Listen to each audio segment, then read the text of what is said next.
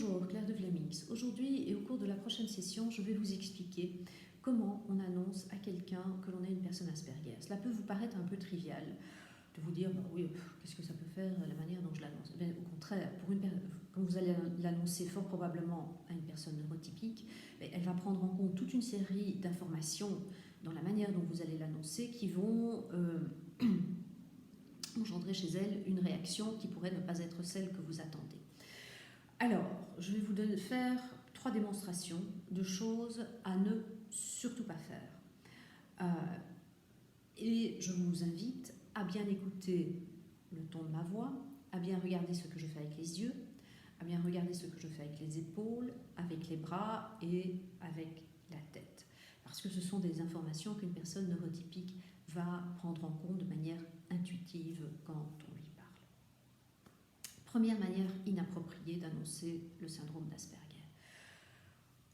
Écoute, voilà, oui, ça y est, c'est confirmé.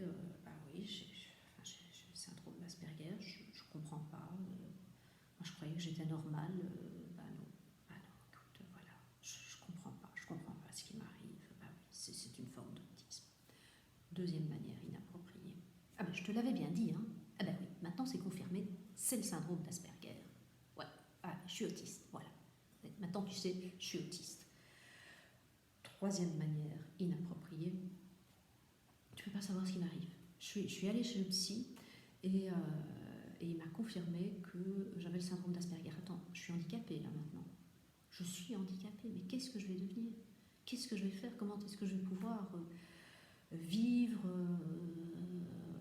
Qu'est-ce qui va se passer avec moi? Alors, ce sont 3 manières différentes. Évidemment, j'ai un peu forcé le trait.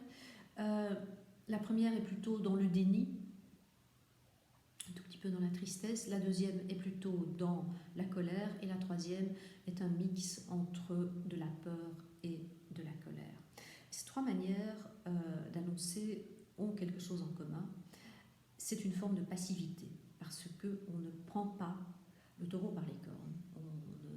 On n'explique pas d'une manière adulte ce qui nous arrive. On l'explique soit d'une manière enfant un peu rebelle, ou mon Dieu, qu'est-ce qui se passe avec moi? Le ciel m'est tombé sur la tête. Et donc, la passivité, ça porte un nom. Ça s'appelle de la victimisation. Et tant qu'on se victimise, ça ne va pas fonctionner. Ça va fonctionner avec personne, et ça ne va surtout pas fonctionner avec les personnes neurotypiques. Donc, nous avons besoin de sortir de cette victimisation, d'adopter une autre attitude, un autre discours pour que notre message passe correctement vis-à-vis des autres personnes, qu'elles soient neurotypiques ou non même. Voilà, ceci termine pour aujourd'hui. Dans la prochaine session, je vous explique comment passer le message d'une manière impactante. Si vous avez aimé, likez, commentez, partagez, et je vous retrouve